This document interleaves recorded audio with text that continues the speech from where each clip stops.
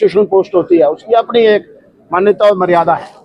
परंतु आंदोलन में कई बार इस प्रकार की बातचीत आती है, इस प्रकार के शब्दों का प्रयोग होता है। तो एक तो मेरा इस पत्रकार वार्ता से ऐसा कहना है कि इस आंदोलन के अंदर जो बातें हुई एलजी के विषय को लेकर के, वो उसको अन्यथा ना ले, अदरवाइज ना ले, एक आंदोलन का स्वरूप था। और फिर ये जो निर्णय हुआ है, हम लोगों को लगा कि एलजी बिल्कुल खामोश है, कोई बोल नहीं रहे।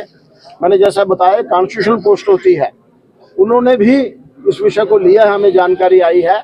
इसलिए केंद्र सरकार ने इस विषय को तुरंत, जैसा बताया, चाहे 45 दिन लगे, लेकिन जो भी कानूनी प्रक्रिया थी उसको पूरा किया है और उसके बाद ये निर्णय हमारे सामने आया है।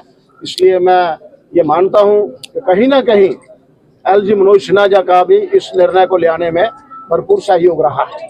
अब मेरे जिम्मे इतनी उनके लिए कुछ शब्द कहने की बात कही थी, तो मैंने ये स्पष्ट किया है, अगर कुछ इस आंदोलन में इस प्रकार के शब्दों का प्रयोग हुआ, उसको वो अन्यथा न ले, और उन्होंने उनका हमें सहयोग मिला ही है, इसलिए उनका भी धन्यवाद। जी धन्यवाद। मैं अभी इसके बाद वापस आता हूं अपनी संघर्ष समिति के ऊपर। तो संघर्ष समिति का ये एक आंदोलन था जिसकी आज जीत को हम सेलिब्रेट करने के लिए यहाँ पर इकट्ठे हुए हैं। तो ये वाला संघर्ष समाप्त, ये वाला आंदोलन समाप्त हुआ है, लेकिन संघर्ष समिति का संघर्ष समाप्त नहीं हुआ है। तो आज हम यहाँ पर एकत्रित हुए हैं जो इस आंदोलन की जीत है उसको सेलिब्रेट करने के लिए, लेकिन संघर्ष समिति अपना हर वो कार्य करते रहेगा जो उनको करना चाहिए। अभी आपको मालूम है कि श्री माता वैष्णो देवी श्राइन बोर्ड का सिर्फ मेडिकल कॉलेज का ही इशू आया है, लेकिन उसके बाद भी और बहुत सी चीजें हैं जिनको ध्यान रखने की जरूरत है। जैसे उसमें जो उनका वहां का श्राइन बोर्ड का एक्ट है, उसमें भी संशोधन की आवश्यकता है, उसमें भी कुछ चेंजेस करने की जरूरत है। तो वो जो हमारी ये संघर्ष समिति की कोर टीम है, ये समय समय पर बैठती रहेगी और समय समय पर उसके बारे में बातचीत करती रहेगी।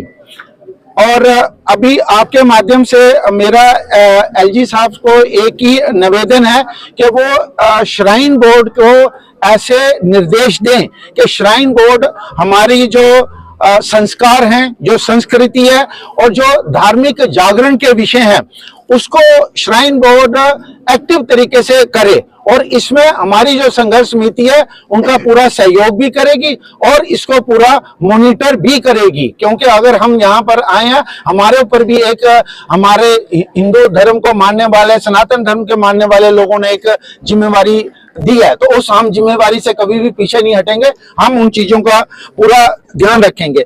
दूसरा, आगे हमारा एक ही निवेदन ये होगा कि श्राइन बोर्ड को ये क्लियर हो जाना चाहिए कि जो काम सरकार के हैं वो सरकार करे और जो काम श्राइन बोर्ड के होने चाहिए, जो सनातन धर्म का ध्यान रखना चाहिए, वो श्राइन बोर्ड को करने चाहिए। हमारे आदरणीय एलजी साहब इन विषयों को बहुत अच्छे तरीके से जानते हैं।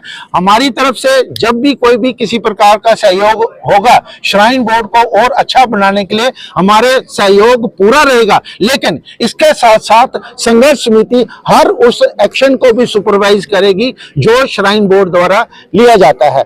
बहुत बहुत धन्यवाद आप सभी का।